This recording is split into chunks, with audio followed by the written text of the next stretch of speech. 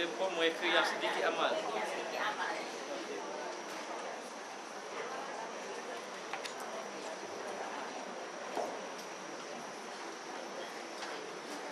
Bismillahirrahmanirrahim. Alhamdulillah rabbil alamin wassalatu wassalamu ala asyrafil anbiya'i wal mursalin wa ala alihi wa sahbihi ajma'in. Subhanaka la 'ilma lana illa ma 'allamtana innaka antal 'alimul hakim. Rabbi shrah li sadri wa yassir li amri wahlul 'uqdatam min lisani yafqahu qawli. Qala musannif rahimahullahu ta'ala wa nafa'ana bi ulumihi ila ghairi.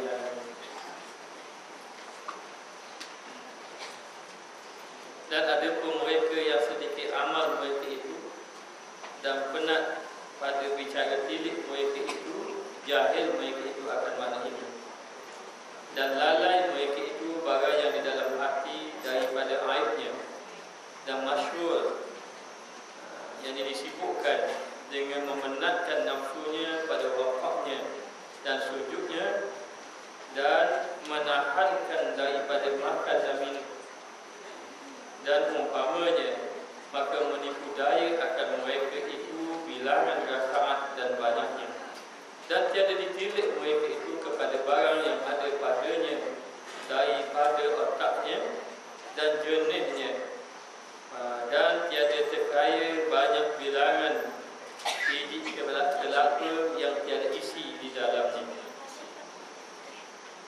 dan tiada memberi manfaat meninggikan sakafnya,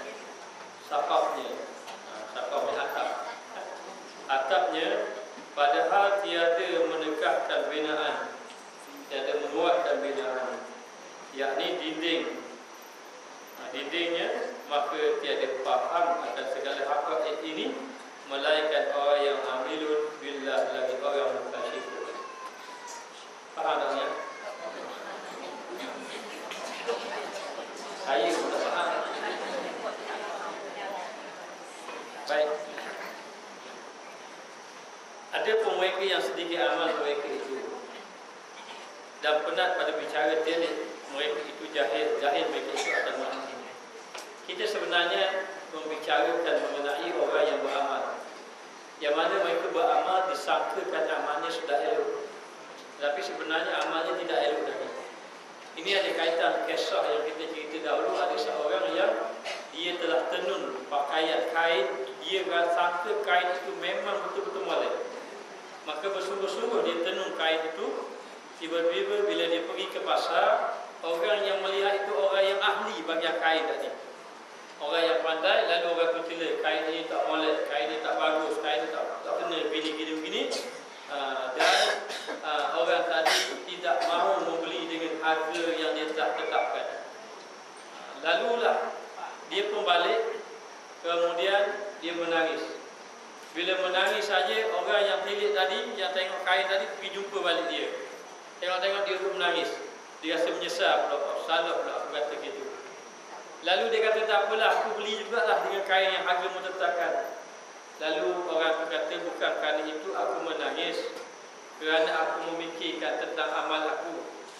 Seumpama kain ini aku sudah sangka, boleh aku silap.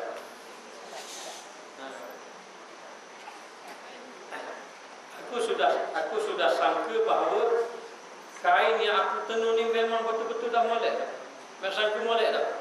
Tapi bila diserahkan kepada ahli dia, akhirnya ahli dia tahu, oh dapat pun cacat celanya. Maka demikian amal ibadat aku. Amal ibadat yang disangka dah molek dah. Baca Quran tiap hari, puasa, rakaat banyak, puasa molek dah. Tapi bila diserah pada Allah, apabila Allah Ta'ala nilai, Allah Ta'ala maha mengetahui nilai yang sebenar ibadat, akhirnya didapati boleh jadi ibadat itu yang kita sangka molek tak molek. Yang disangka molek itu tidak molek. Lalu dikatakan bahawa mereka yang sedikit amal mereka itu dan penat pada bicara tilik mereka itu, jahil mereka itu akan makna ini. Kalau orang duk sibuk juga, dia sibuk dengan arti kata, kalau dikata tak apa, kita sedikit amal pun tak apa, sebab Allah Ta'ala tak tengok amal banyak, Allah Ta'ala tengok hati, ni pun jahil juga. Kerana kadang-kadang kalau kita duk faham, amal yang banyak pun kadang-kadang tak beri manfaat. Sebab apa? Sebab tidak ada ikhlas dan sebagainya. Tapi kalau dia tengok, oh sedikit amal pagi itu, amal banyak tak beri manfaat. Sebab Allah Ta'ala tak tengok amal banyak. Allah Ta'ala tengok amal yang hatinya ikhlas. Ataupun sikit apa tapi molek. Dan molek itu adakah kita berani jangka molek? Maka itu pun tertipu daya juga. Dan lalai mereka itu daripada barang yang di dalam hati, daripada aibnya, dan mereka lupa lalai mereka dalam ibadat mereka itu perkara yang berkaitan dengan hati, banyak aibnya. Dalam ibadat yang perlu juga kita jaga hati kita. Kalau sembahyang, hati kita perlu apa? Perlu ingat pada Allah. Dalam kita buat kerja ibadat banyak, kena jaga hati kita, jangan ujub. Ketika kita melakukan amal ibadat, tiba-tiba orang tengok kita, jaga, jangan riak. Itu penyakit-penyakit hati. Jadi ramai orang yang mengelokkan ibadat yang zahir, tetapi dia lalai perkara yang berkait dengan hati dia. Maka ibadat itu penuh dengan aibnya. Barang yang di dalam hatinya daripada aib dan masyhul ni disibukkan dengan memenatkan nafsunya pada wakaf. Maka dia penatkan nafsunya dirinya. Bukan nafsu yang hawa itu, tidak. Nafsu itu maksud diri dia. Maka diletihkan dirinya dengan banyak wakaf. Kalau itu kurangkan wakaf pun tak jadi juga. Banyak sangat wakaf pun tak jadi juga kalau hati tidak ikhlas. Lalu ada orang yang dia banyak ibadat, wakaf banyak, sujud banyak, maknanya banyak sembahyang. Maka dia letak wakaf sujud. Sebab dalam Quran dia kata uqumu yasjudu wasjudu, wakaf dan sujud. Masuk wakaf dan sujud sembahyang. Maka diperbanyakkan sembahyang. Bahayanya orang yang rajin kadang-kadang abid al-ibadat, banyak dia beribadat, yang bahayanya bila datang perasaan ujub dalam hati. Baik, cuba tanya diri kita, kalau kita rajin ibadat banyak-banyak, kita rasa guana? Kalau kita semayang banyak, ibaratnya malam-malam kita duduk semayang saja, dan kita tahu bukan ramai orang semayang malam-malam ni, kita semayang.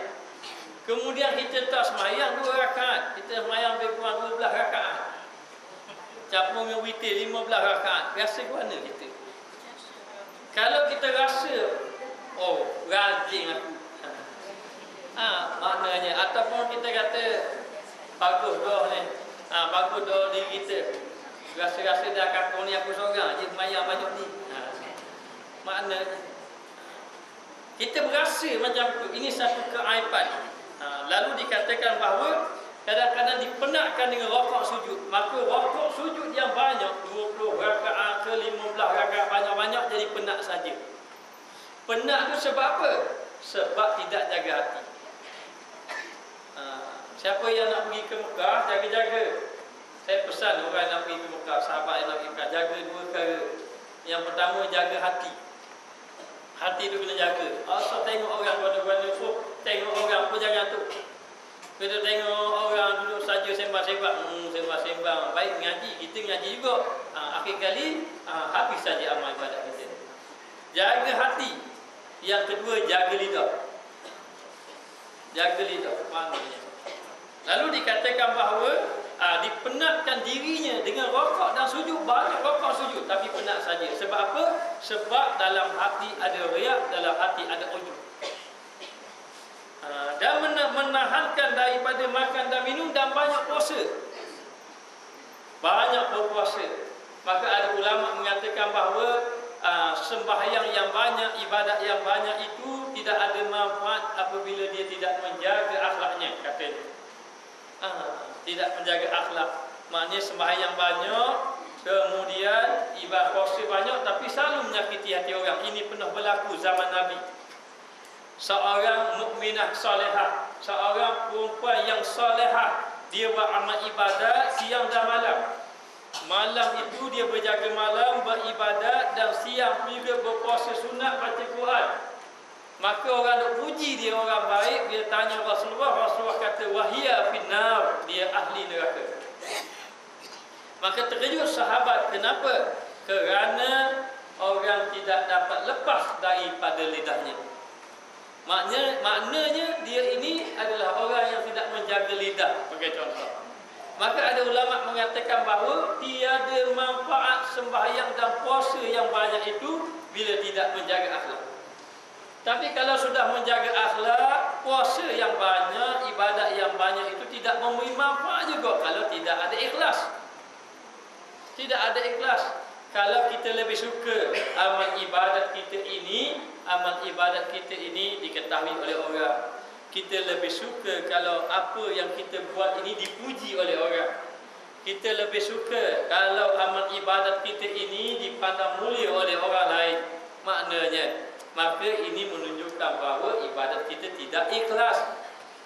Kata ulama, kalau orang itu berkasih-kasih dengan Allah, maka dia tidak mahu maknanya orang lain memerhatikan dia nak sama dengan Allah saja. Maka dia tidak suka orang lain dapat tahu, dia tidak suka orang lain ganggu, dia tak suka orang lain cakap ini kerja dia dengan Allah. Bahkan katanya kalau kita buat amal ibadat, maka kita seolah-olah lupakan amal ibadat kita. Jangan sangka kita banyak ibadat. Sayyidina Ali karramallahu wajhah, bila mana dia hampir nak wafat, Sayyidina Ali ini wafatnya kena tikam. Sayyidina Umar kena tikam juga. Sayyidina Osman begitu juga. Maknanya, jadi nak beritahu dibunuh, 3 sahabat ini dibunuh. Jadi Sayyidina Ali ketika mana dia hampir ataupun di saat-saat akhir menghembuskan nafasnya yang terakhir, dia menangis. Maka orang tanya dia kenapa menangis. Dia kata kerana dia bimbang takut ibadat yang dia bawa ini berkurangan.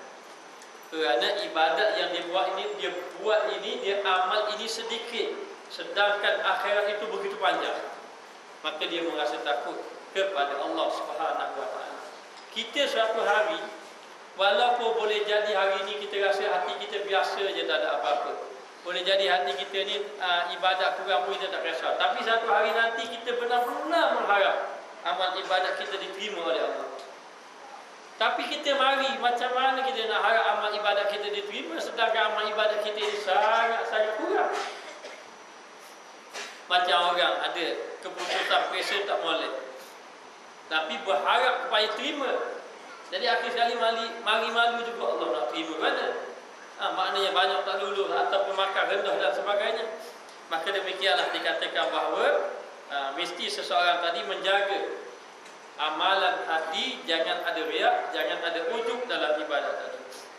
Dan umpamanya tak kira dah yang disebut ini sembahyang dan duduk puasa. Dan umpamanya sama ada dia baca Quran, sama ada dia infak fi sabilillah, sama ada dia berdakwah pada jalan Allah, semuanya tak beri jaminan. Lihat, tutup. Atau saya alih sini ya.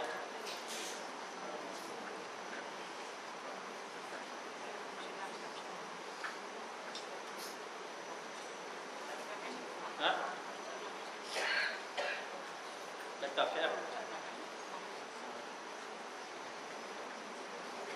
Jadi video mati.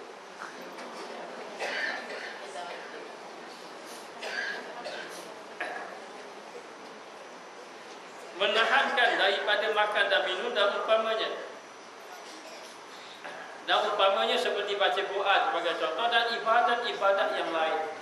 Jadi ibadat-ibadat yang lain yang kita buat itu semuanya boleh terhalang, terbatal.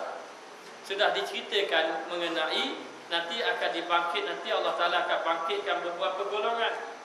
Golongan ahli ilmu ditanya, golongan ulama pun ditanya, aku beri kamu nikmat, betul tak masa datang ke dunia aku bagi kamu nikmat macam ni, macam ni. Maka dia kata, ya, kau telah beri nikmat kepada saya sekian-sekian macam ni. Lalu diceritakan nikmat tadi. Dia mengakui nikmat tadi Allah Ta'ala bagi. Maka Allah Ta'ala akan tanya, nikmat yang aku bagi pada kamu ni kamu buat apa? Kalau aku bagi ilmu, kamu buat apa? Maknanya, kalau kita kata, orang itu akan jawab, ya Allah, ilmu yang kau beri pada aku sebarkan, aku amal, aku tolong orang dan sebagainya. Tapi Allah Ta'ala kata, tak, dusta. Kamu dusta, sebenarnya bukan kerana itu. Kamu nak nama, kamu nak harta, kamu nak sokongan, kamu nak pujian, maka dicampak dalam api neraka. Bangkit yang kedua, orang kaya, gitu juga. Betul tak aku bagi pada kamu? Ya, betul. Mau buat apa? Oh, saya tolong orang begini-begini. Allah Ta'ala kata, tak. Allah Ta'ala tak terima. Hanya yang ketiga pula, aku berimu kesihatan, keberanian, kegagahan. Kamu buat apa? Saya berjihad fisabilillah. Berjihad fisabilillah. Allah Ta'ala kata, tak. Akhirnya dicampakkan ke dalam api neraka. Jadi sebenarnya amal-amal ibadat kita ini, maknanya yang benar-benar ikhlas pada Allah Ta'ala saja yang diterima. Kalau tidak ikhlas, tidak diterima.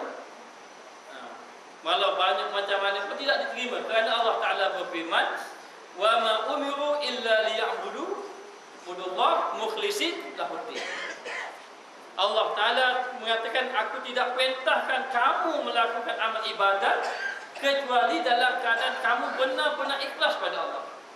Kalau tidak ikhlas, maka Allah Ta'ala sudah tidak memandang amal ibadat yang banyak itu. Maka jadi letih sahaja. Jadi letih sahaja kita sembahyang, letihlah kita puasa. Yang letih sembahyang itu dapat lengah dahaga, lengah saja. Lengah dengan letih je. Kalau berjaga malam jadi dapat rasa mengantuk mata saja. Kalau berpuasa hanya dapat lapar dan dahaga saja. Tidak ada bahagian dekat negeri akhirat. Maka sahabat Nabi bila dicerita mengenai ini, ada sahabat Nabi jatuh pingsan. Kerana amal ibadat yang kamu buat ni belum pasti lagi, kerana Allah Ta'ala akan melihat bagaimana amal ibadat kamu ni betul-betul kerana Allah tak betul. Kalau kerana Allah, maka Allah Ta'ala terima. Kalau tidak, tidak diterima lah. Baik itu ulama-ulama tasawuf, mereka membahaskan mengenai perjalanan hati. Sebab dia sebut yaumala yanfa'u malun wala banun illa man atallah biqalbin salim. Tak ada manfaat harta benda anak bina, semua tidak ada manfaat kecuali orang yang datang kepada Allah dengan hati yang sejahtera, hati yang ikhlas kepada Allah. Orang yang melakukan amal ibadat semata-mata kerana Allah. Lalu dikatakan bahawa dan umpamanya, maka menipu daya mereka itu bilangan rakaat. Lalu tertipu daya dengan bilangan rakaat. Kalau bulan Ramadan tu tertipu daya dengan bilangan rakaat, dengan qiyamul lail, dengan Quran. Kecuali orang yang ikhlas. Moga-moga kita termasuk di kalangan orang yang ikhlas di sisi Allah. Hanya jadi satu penyakit kita, kalau kita buat amal ibadat banyak, mula kita rasa nak bangga. Bangga itulah yang menyebabkan amal ibadat kita tertolak. Allah Ta'ala heran, apa bangga ibadat kita ni? Para sahabat dahulu ibadat paling banyak lagi. Hak banyak-banyak ibadat itulah yang banyak menangis kerana takut, yang merasakan dirinya masih lagi tidak ikhlas. Lalu dikatakan bahawa, dikata tertipu daya, menipu daya akan mereka itu bilangan rakaat. Bilangan rakaat sama ada 20 ke 30 dan sebagainya. Dan banyaknya ataupun banyaknya ibadat, banyaknya sembahyang, banyaknya rakaat, tak kira dah. Ini juga boleh menipu daya kita. Dengan cara apa tipu daya banyak ibadat ni? Dengan cara rasa ujub lah. Dah, kalau macam mana kita ni tak nak buang dah tu. Memang dia akan mari kalau kita buat amal ibadat. Kita buat amal ibadat banyak, memang mari. Kalau kita tak payah buat amal ibadat, tu lagi berat. Memang kena buat juga amal ibadat. Tapi kita sebab itu dia ajar, faqustaghfiru rabbakum innahu kana ghaffara. Faqustaghfiru rabbakum innahu kana ghaffara. Katakanlah istaghfiru rabbakum, minta ampunlah kamu ya Tuhan kamu. Sebab itu pada kuliah yang lalu saya sudah katakan bahawa setiap kali kita buat amal ibadat mesti serta dengan istighfar.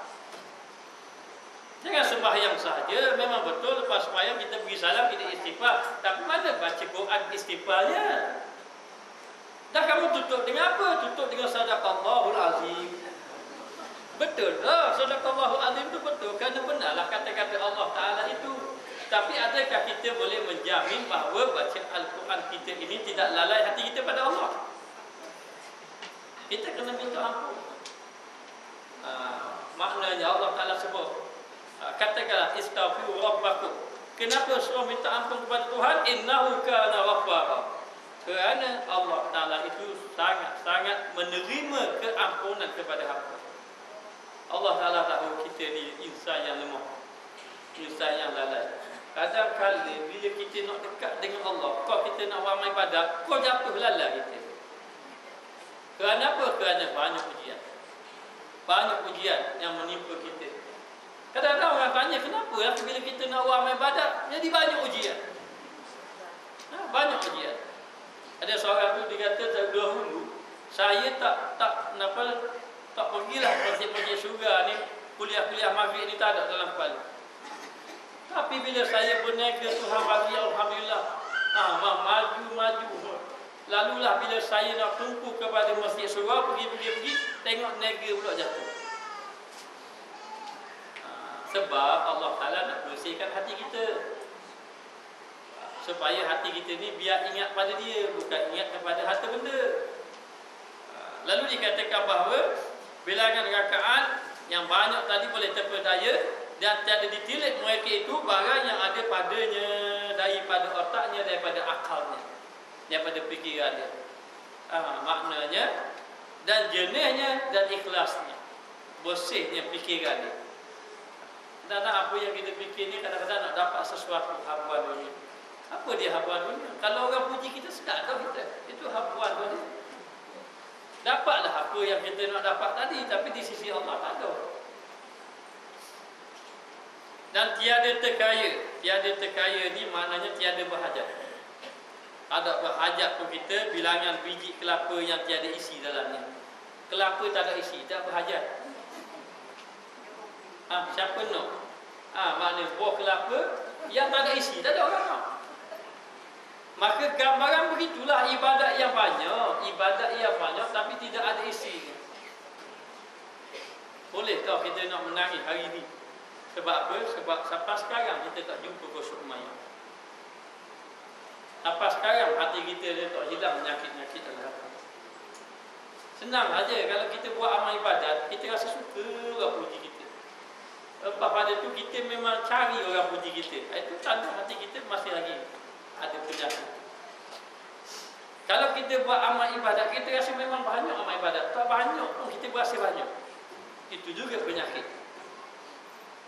Kalau kita buat amal ibadat, kita rasa kita lebih baik pada orang. Apa orang tu jadi malas dengan nak mengaji?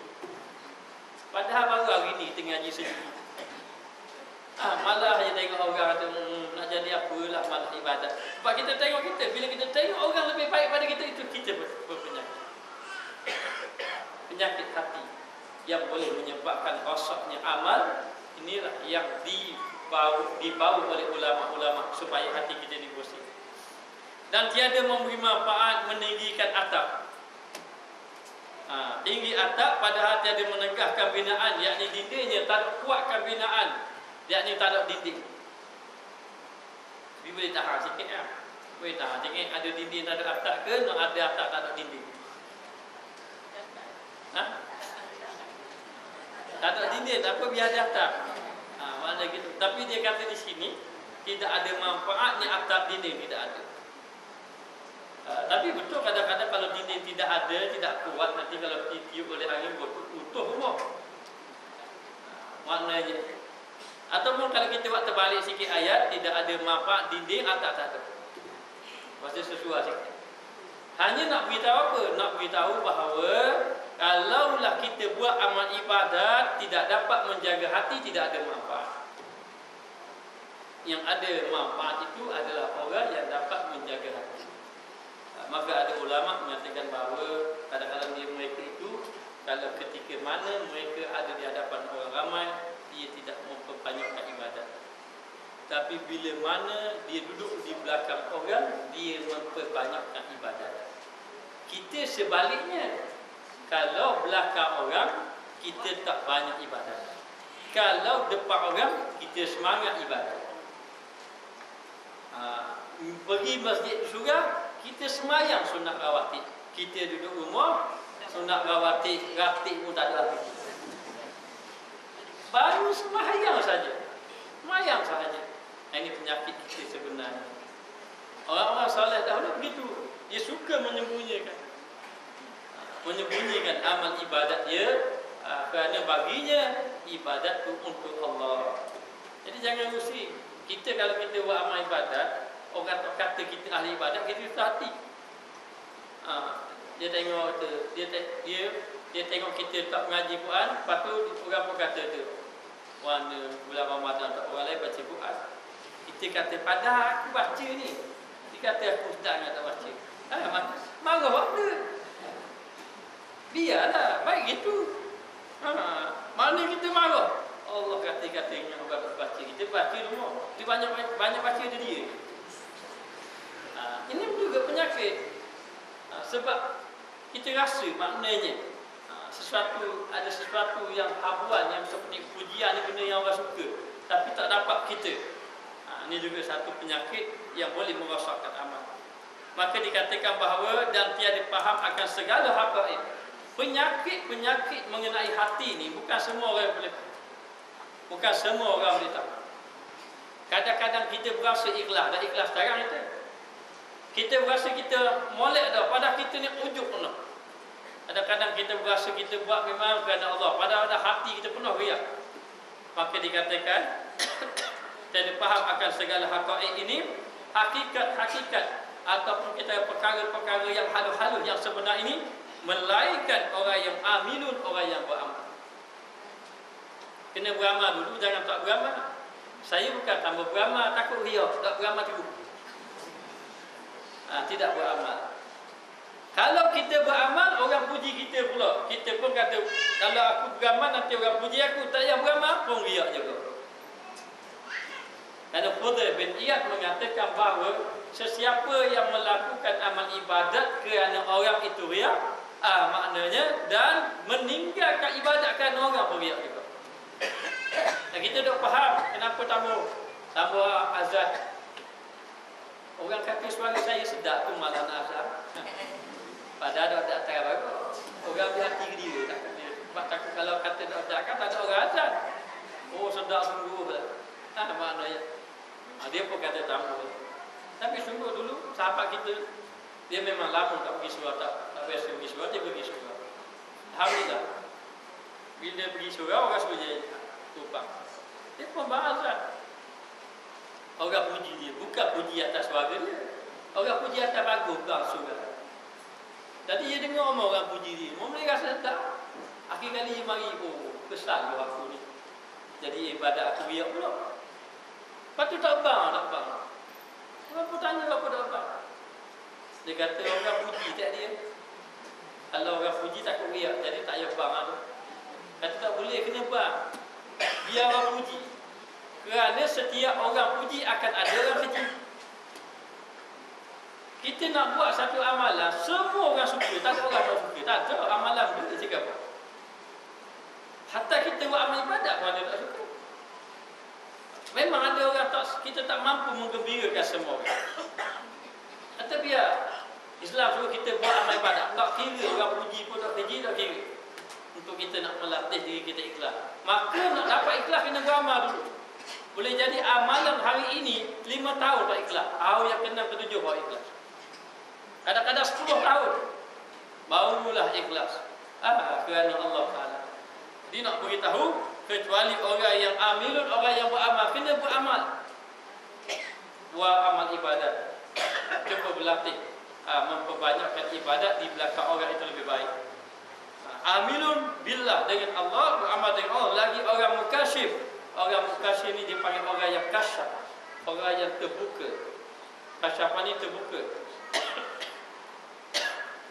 Terbuka rahsia-rahsia Allah. Orang yang terbuka rahsia Allah, ada yang nampak. Orang yang ikhlas tak ikhlas. Ada biasanya orang kasyaf ni orang wali Allah.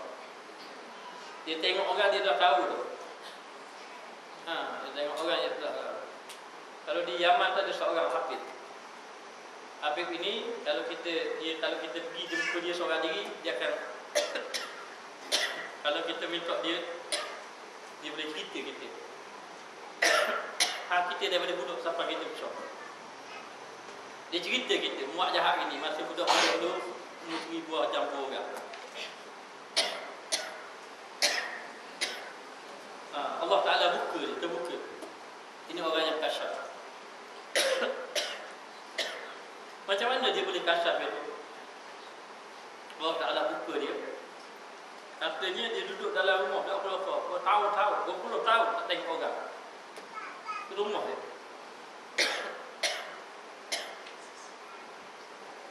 Jadi dikatakan bahawa bagi orang yang mukasyif, iaitu orang yang Allah Ta'ala buka dia rahsia-rahsia. Ada seorang wali Allah, dia pergi satu kampung. Kemudian ada satu surau. Maka dekat surau tu ada kolam. Dulu surau biasa kolam lah. Kita hari ni jarang dia ada kolam, biasa ada paip. Jadi dalam kolam tadi, bila dia datang dia nak ambil sembahyang.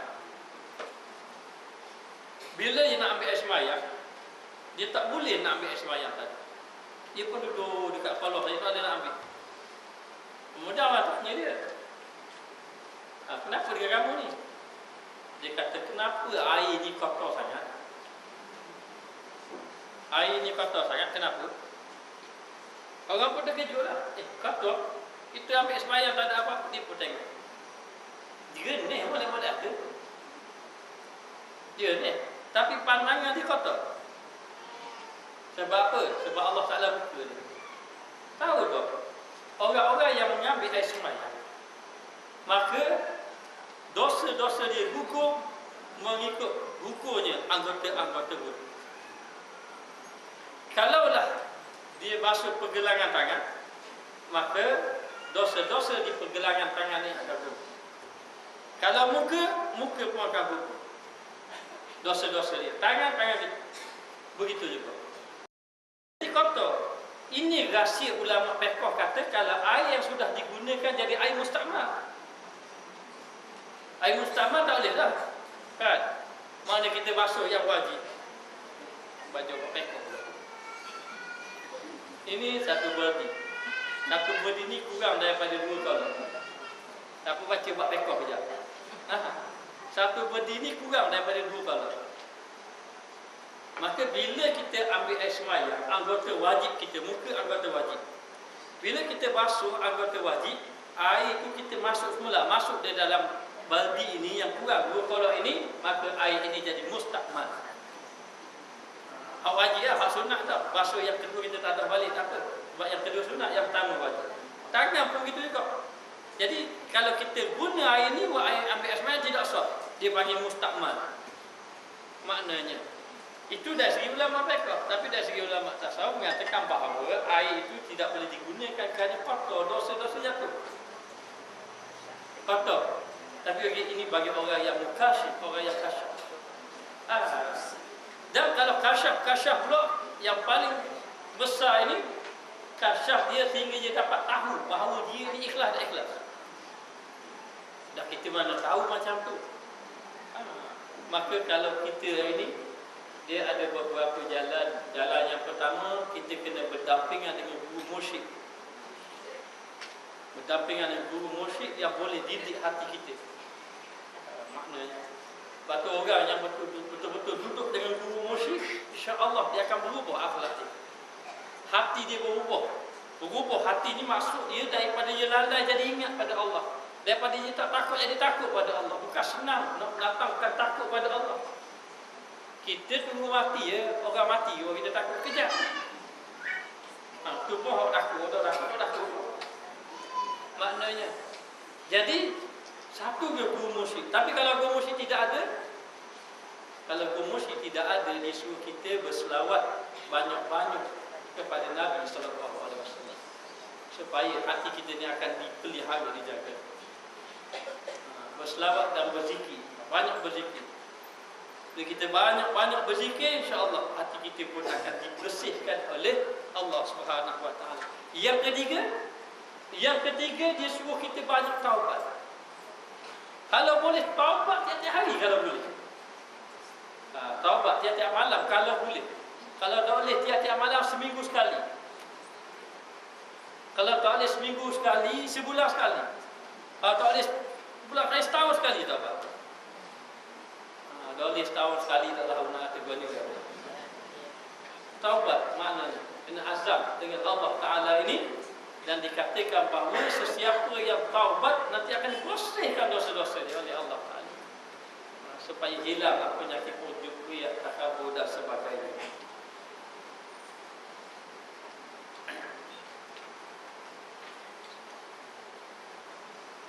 Bermula Allah Ta'ala memberi taufik dan hidayah dengan kurnianya. Bermula ataupun moga-moga Allah Ta'ala beri taufik. Bahawa taufik ini pertolongan dalam melakukan amal, hidayah, petunjuk. Orang yang rasa nak buat baik itu sudah ada petunjuk, ada hidayah. Tapi tak boleh nak buat baik, ada hidayah saja, tak ada taufik. Tapi ada orang yang dapat hidayah, sudah ada petunjuk nak buat baik, kemudian boleh buat baik, itu taufik dan hidayah. Katanya orang baca hidayah buat taufik. Maknanya petunjuk dan juga pertolongan Allah Ta'ala dengan kurnianya. Dan kita tak mampu nak buat amal ibadat kecuali dengan pertolongan Allah. Sebab itu ibadat yang besar adalah ibadat istiqamah, bukan ibadat yang banyak. Kalau ibadat yang banyak kita buat tidak istiqamah, lebih baik ibadat sedikit tapi istiqamah. Ketika mana sahabat Nabi jumpa Rasulullah SAW, dia kata, "Ya Rasulullah, tolong bagi saya minta satu amalan yang menyebabkan saya boleh masuk syurga." Lalu Rasulullah mengatakan, "Amantu billah." Mu kata mu beriman dengan Allah, yakin betul-betul pegang tauhid, fastaqim, istiqamah. Sentiasa duduk dalam kebaikan, mesti istiqamah. Istiqamah yang wajib, memanglah sembahyang wajib itu kena istiqamah. Dan istiqamah juga dalam zikrullah, zikir kepada Allah Ta'ala, istiqamah. Sikit tak apa, tapi biar istiqamah ada sama. Daripada banyak, patutlah selalu setinggal.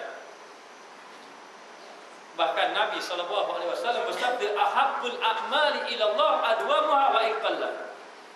Amalan yang dikasihi oleh Allah Ta'ala adalah amalan yang sedikit tapi berterusan. Nak berterusan terbayar, berterusan terbayar, tapi disuruh.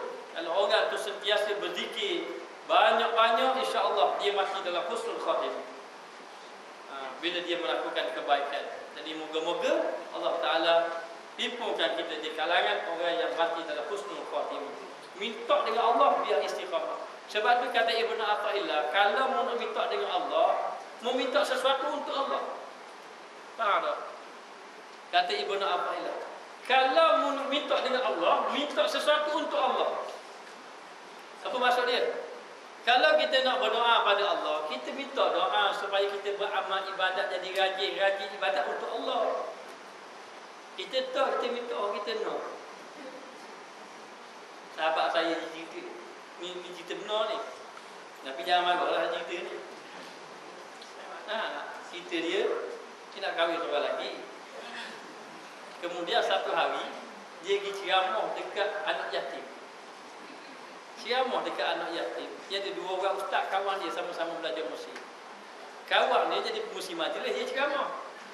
Tengok-tengok ceramah, habis-habis ceramah dia dah pakat dah kawan dia. Kawan dia pengusi kata, "Ustaz akan baca doa, tolong amin kuat-kuat. Tolong aminkan kuat-kuat." Jadi orang ustaz ni belajar mesti, dia pakat dua orang. Jadi dia pun baca doa. Bila dia minta doa supaya tabah, ustaz ni kata amin, doa dia amin dah. Ular 3-4 kali. Lah beberapa lama boleh sembuh aja tu. Ada juga pesen macam tu.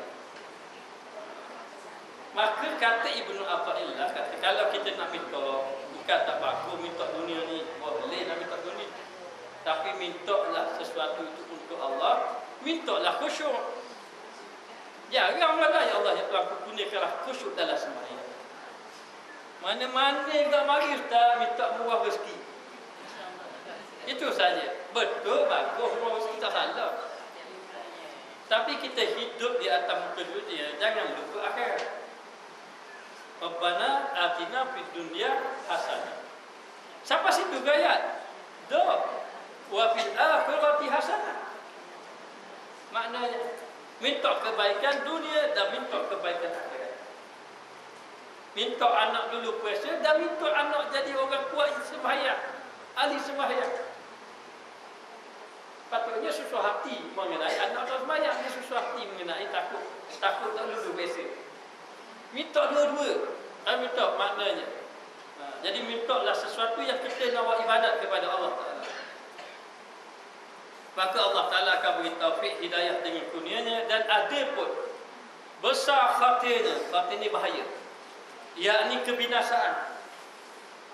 Maka iaitu daripada beberapa jalan. Kalau kita buat amal ibadat kita ada riak ujub. Bahaya dia. Pertama, bahawasanya Malik, yakni raja yang tiada hingga bagi kebesaran ketinggiannya dan baginya atasmu nikmat yang amat banyak, tiada dapat dibilangnya. Amal ibadat kita sembahkan ini kepada Allah, bukan kita sembahkan kepada raja, kepada orang-orang tertentu. Tidak. Yang mana Allah Ta'ala tahu hati-hati kita dan tahu bagaimana amal ibadat kita. Maka yang disuruh bersungguh-sungguh memperbaiki itu adalah ibadat kita. Dia suruh kita baiki, supaya hati kita bersih dalam melakukan amal ibadat kepada Allah. Dan Allah dengan kebesarannya, dengan ketinggiannya, dan Allah Ta'ala beri nikmat yang begitu banyak. Banyak nikmat itu. Kita ini kena faham Allah Ta'ala bagi nikmat macam-macam nikmat. Nikmat yang Allah Ta'ala beri itu kepada kita, Allah Ta'ala nak tengok kita. Adakah kita ni jadi orang yang bersyukur dengan nikmat? Hari ni kita sihat, ke mana pergi sihat kita? Maknanya hari ni Allah Ta'ala beri kita ini akal yang molek. Apa yang kita fikir? Apa yang kita fikir? Kalau berkawan hari ini, jarang orang cakap berakhirat. Pergi mana-mana jumpa kawan-kawan apa, tidak bercakap tentang akhirat, tidak bercakap tentang agama. Allah Ta'ala beri akal kepada kita, maka Allah Ta'ala akan tengok. Kesihatan kepada kita, Allah Ta'ala tengok. Allah Ta'ala bagi harta, tengok. Allah Ta'ala bagi ilmu, Allah Ta'ala tengoklah ke kita.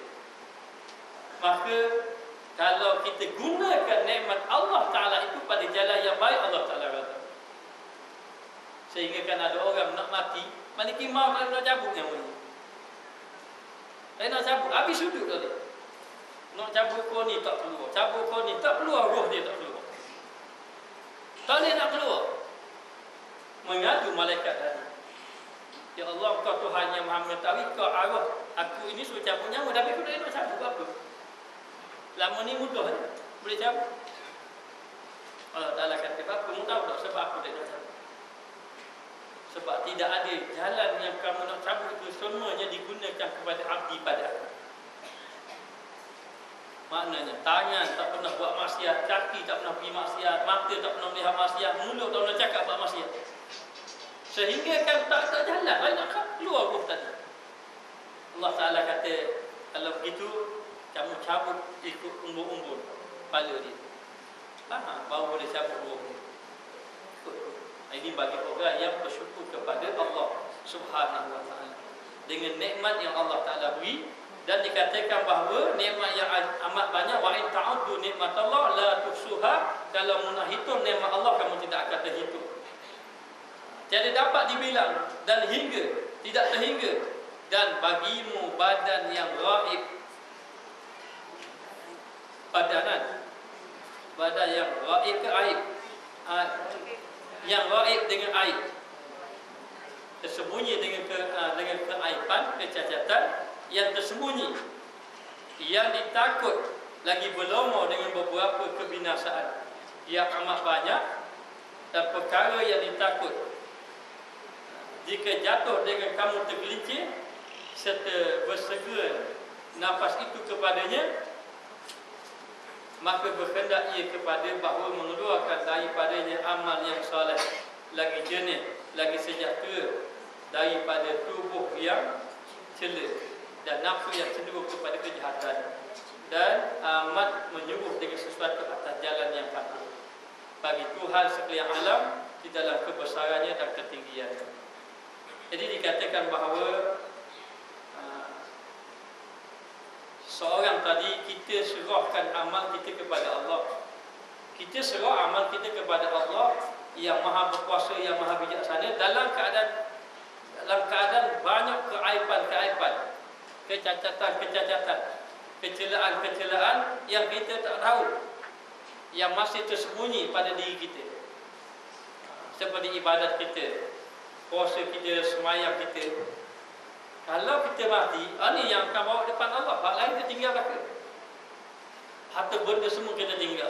Maka serah pada Allah dalam keadaan berlumuran dengan keaiban, kebinasaan dikata, ataupun dosa-dosa dan sebagainya yang amat banyak dan perkara yang ditakuti.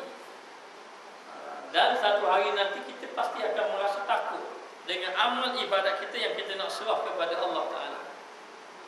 Dan kita baca kisah orang-orang yang soleh, walaupun mereka itu sembahyang banyak, ibadat banyak, mereka tetap menangis takut nak berhadapan dengan Allah. Maknanya takut. Takut sebab apa? Dia tidak memandang kepada amal ibadat, tapi memandang kepada kebesaran Allah. Kebesaran Allah Ta'ala, dan dia bimbang takut amal ibadatnya tidak diterima oleh Allah. Lalu jika jatuh dengan kamu tergelincir serta bersegera nafsu itu kepadanya, maka berkehendak ia kepada bahawa mengeluarkan daripadanya amal yang soleh, lagi jernih, lagi sejahtera pada tubuh yang gelap, dan nafsu yang cenderung kepada kejahatan, dan amat menyuruh dengan suatu atas jalan yang patut bagi Tuhan serta yang alam di dalam kebesarannya dan ketinggiannya.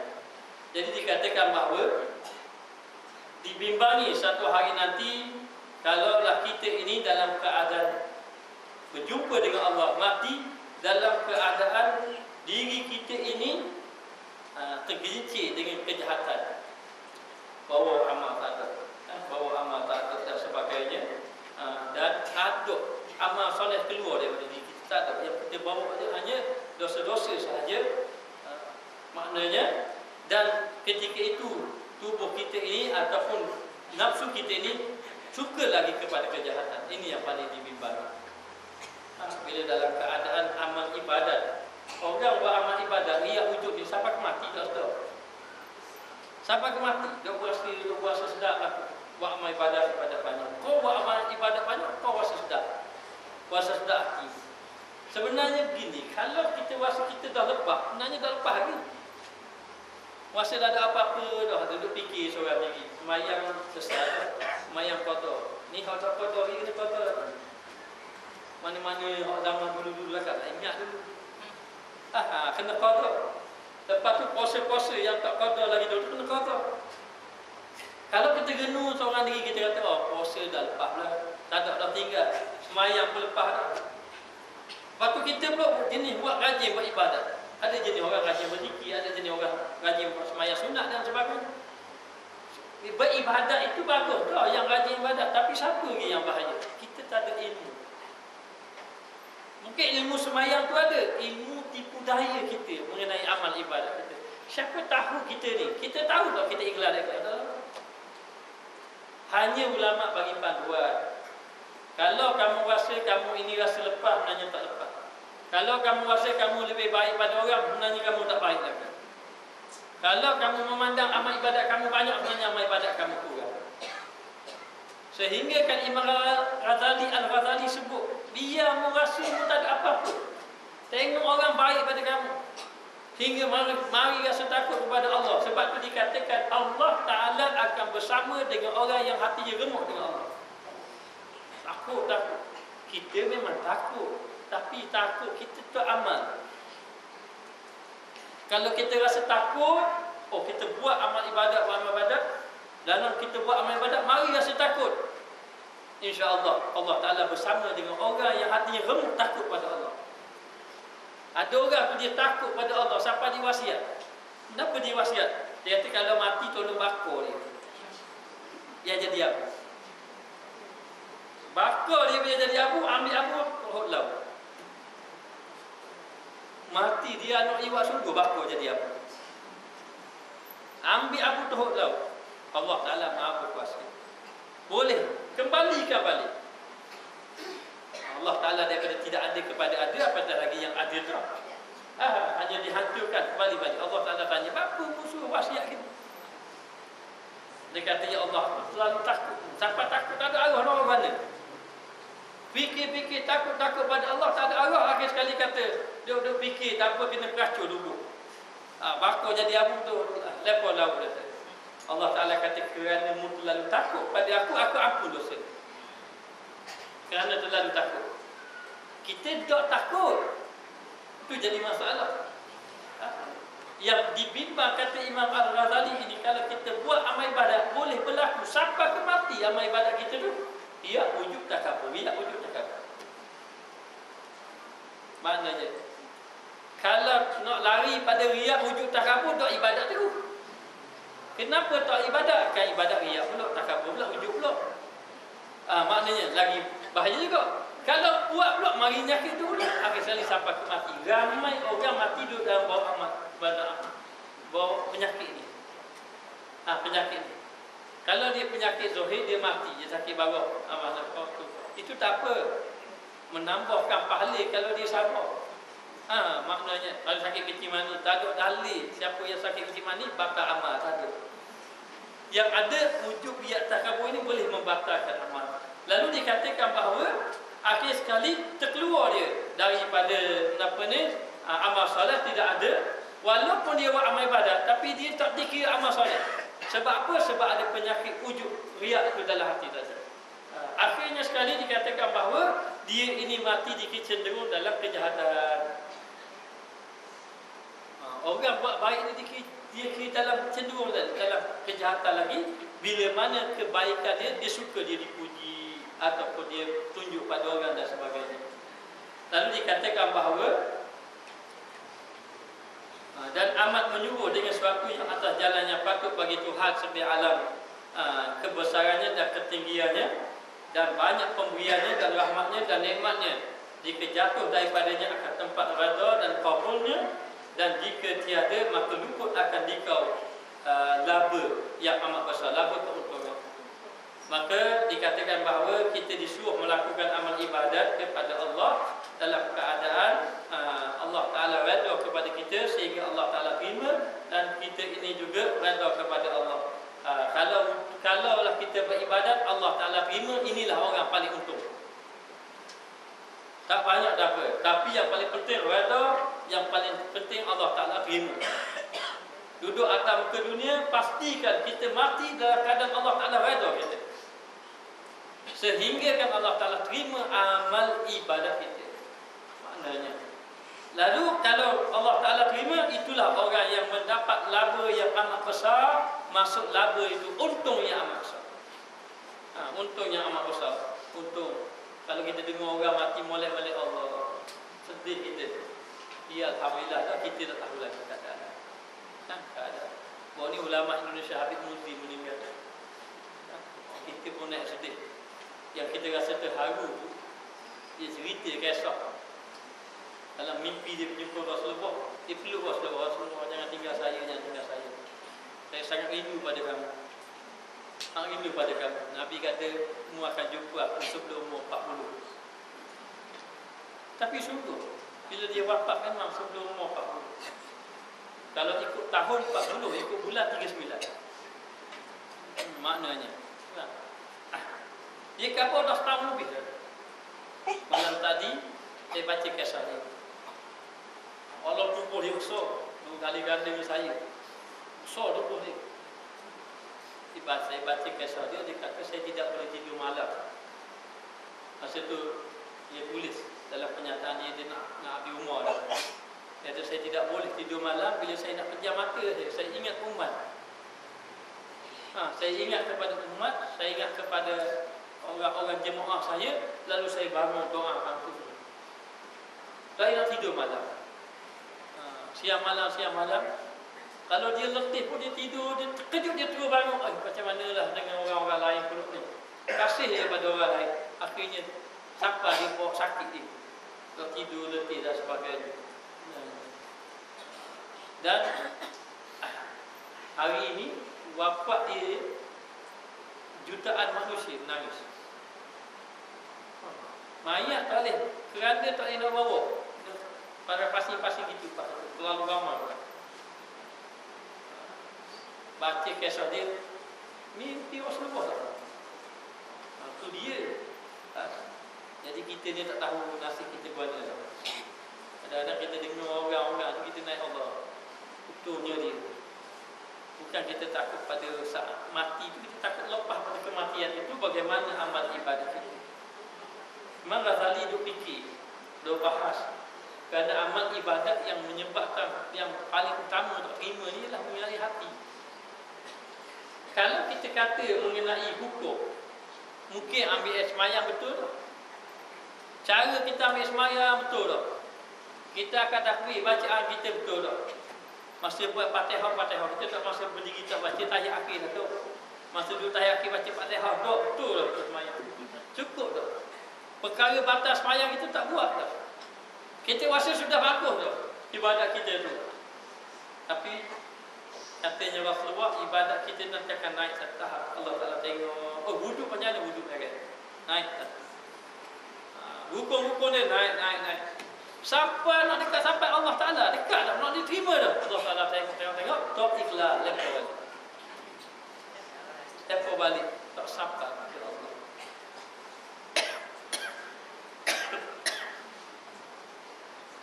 Lalu dikatakan, kalau orang itu amalnya diterima oleh Allah, maka dia dapat untung yang amat besar yang tiada di apa? Di maaf oleh nafsu dengan luputnya, tetapi terkadang mengena akan dikau padanya bala yang tiada kuasa bagimu dengan ini. Dan ini demi Allah, kelakuan yang amat besar dan tempat takut yang jasim. Jisim. Bahasa Arab tu lah. Tak apalah, isi jisim lah. Tengok nanti kata, kalaulah amal ibadat kita ini diterima oleh Allah Ta'ala, maka kita sangat-sangat beruntung. Orang yang paling beruntung adalah orang yang wafat mati dalam keadaan husnul khatimah. Dan Allah Ta'ala terima amal ibadat dia. Kadang-kadang Allah Ta'ala terima ibadat dia bukan kerana banyak sangat ibadat, tetapi Allah Ta'ala terima ibadatnya dengan sebab ikhlas dia dalam melakukan amal ibadat. Dan Allah Ta'ala tak terima ibadat seseorang tadi bukan kerana apa? Kadang-kadang disebabkan kerana penyakit yang ada dalam hati dia. Penyakit riak dan ujub yang menyebabkan amal ibadat dia tidak diterima oleh Allah Ta'ala. Maka rugilah seseorang tadi bila mana dia tadi amal ibadatnya tidak diterima oleh Allah Subhanahu Wa Ta'ala disebabkan penyakit-penyakit yang ada di dalam hati ini. Maka tidak dapat tidak, kita kena memperbaiki amal ibadat kita. Renung amal ibadat kita. Orang-orang dahulu mereka menangis takut kepada Allah, sedangkan mereka itu ahli ibadat yang banyak. Sayyidina Osman kalau dia pergi di tanah perkuburan, dia akan menangis. Siapa basah janggutnya, kata dia. Basah janggut dia. Dia basah janggut dia, menangis. Orang kata dia kan kamu sudah menjadi ahli syurga. Dia tidak memandang, bahkan dia merasakan amat malu dengan Allah. Merasakan bahawa dia ini ahli syurga. Orang yang ahli syurga dah tak berasa ahli syurga. Kita tak ahli syurga lagi. Berasa dah macam ahli syurga. Penyakit ini. Penyakit kita. Jadi dengan sebab itulah kita tidak ada jalan kecuali banyakkan bertaubat kepada Allah, banyakkan beristighfar, dan mohon kepada Allah agar Allah Ta'ala beri kebaikan kepada kita. Maka untunglah kalau orang itu mati dalam keadaan husnul khatimah. Ada satu kisah, dua beranak, dia pergi ke Mekah, ayah dengan anak. Jadi bila ayah dengan anak pergi ke Mekah jalan kaki, dulu jalan kaki je, jalan kaki je pergi ke Mekah. Jadi perjalanan jauh, lalu kepada pasir. Lalu kepada pasir, nak ke Sapa ke Mekah ke perjalanan jauh, ayah dia jatuh sakit. Maka bila ayah jatuh sakit, tak ada orang masa ketika itu lalu kepada pasir, tinggal dia dengan ayah dia. Dengan bekalan-bekalan yang ada tadi tu, dia cubalah rawat ayah dia, bagi minum air dan sebagainya. Lama-lama akhirnya ayah dia meninggal, mati dalam perjalanan. Yang mana ketika mana ayah dia wafat itu, ayah dia mati, hanya dia dan ayah dia je yang lain tak tahu. Dia pun susah hati lah. Lalu dia pun bila sudah wafat dan meninggal, dia pun tutuplah wajah ayah dia tadi. Jadi oleh kerana dia keseorang, dia mencari orang, takut boleh uruskan jenazah ayah dia. Saya tidak jumpa orang, lalu dia balik, dia pergi kat jenazah ayah dia pun bukalah kepala yang ditutup tadi. Dia terkejut. Sebab apa? Sebab kepala ayahnya telah ditukar dengan kepala binatang. Apa dia? Khinzir. Maknanya. Jadi menangislah dia. Menangis. Ayah dia wafat, tak ada orang nak urus. Menangis malu lagi dan menangis melihat keadaan ayah dia. Apakah kesalahan? Lalulah dia ni mesti nak panggil orang malu. Nak urus pun tak erti, nak solat diri tak tu susah. Akhirnya dia tertidur. Maka di dalam tidurnya dia telah bermimpi datang seorang yang sangat indah wajah dia. Anak dia ini orang yang soleh. Anak orang yang soleh akan dapat jumpa Nabi. Dulu saya belajar dekat universiti dulu, ada seorang tu dia mengaku dia jumpa Nabi. Oh, saya pun nak kawan tu ni. Tapi saya heran, saya pergi kat dia sumpah tak mayang. Saya kata dia makam tinggi biasanya. Jadi dalam keadaan macam tu, sahabat dia, ayah dia ni bertukar wajah dia. Nak dia menangis, akhirnya tertidur. Lalu datang seorang yang sangat indah dalam mimpi tadi. Dalam mimpi tadi dia bersedih. Sedih dia tu bawa dalam mimpi. Maka orang tadi pun bertanya dia, kenapa kamu sedih? Dia bertanya, siapa kamu? Orang itu mengatakan bahawa saya adalah Muhammad bin Abdullah. Muhammad bin Abdullah itulah Rasulullah sallallahu alaihi wasallam. Jadi dia kata, kenapa kamu bersedih? Dia kata, saya bersedih kerana melihatkan keadaan ayah dia. Jadi dia mintalah doa, tolong doakan ayah saya. Katanya Rasulullah dalam mimpi tadi mengatakan, ayah kamu ni bertukar balik jadi manusia biasa, lalu jadi okey. Adalah disebabkan ada satu amalan. Amalan dia. Apa dia amalan dia? Amalan dia, ayah dia ni tidak meninggalkan selawat kepada Nabi sebanyak 100 kali sebelum dia tidur. Maknanya berlaku begitu disebabkan melakukan dosa besar. Oleh kerana selawat yang dia ada amal, maka dengan sebab selawat itulah menyebabkan Allah Ta'ala balikkan dia. Maka bila terkejut dia daripada tidur tu, dia pun tengok wajah ayah dia molek-molek dia macam biasa. Dengan sebab dia banyakkan selawat kepada baginda Rasulullah sallallahu alaihi wasallam. Jadi saya nak sarankan diri saya, muslimat sekalian, kita tak boleh tidak ada amal. Kalau kita nak buat amal banyak-banyak, kalau orang tanya saya, Ustaz malam-malam Ustaz tak tahajud dah? Dah, saya tak kerja, tak tahajud. Memang tak bangun. Tapi saya fikir saja, saya kata tak boleh lah, kita dah amal semua. Maknanya, maka sebaiknya kita kena ada zikir. Maka zikirlah kita, kalau boleh berselawatlah kepada Nabi sallallahu alaihi wasallam. Paling kurang pun boleh buat 100 pun alhamdulillah. 100. Kalau sudah biasa dengan zikir-zikir, nanti nak tambah lagi, sembahyang tahajud, sembahyang sunat tabat, kita boleh tambah. Tapi mesti kena ada amal-amal yang boleh dapat bersihkan hati kita. Dan bila kita nak amal tadi itu, nak buat amal, kita cuba istiqamahkan dalam amal. Siapa dapat istiqamah, alhamdulillah. Kerana dengan zikir itu, insya-Allah dapat membersihkan hati kita, lebih-lebih lagi dalam penyakit yang sangat bahaya. Penyakit yang sangat bahaya, penyakit ujub, riak, takabur yang ada dalam hati manusia yang boleh membatalkan amal. Wallahu a'lam bishawab.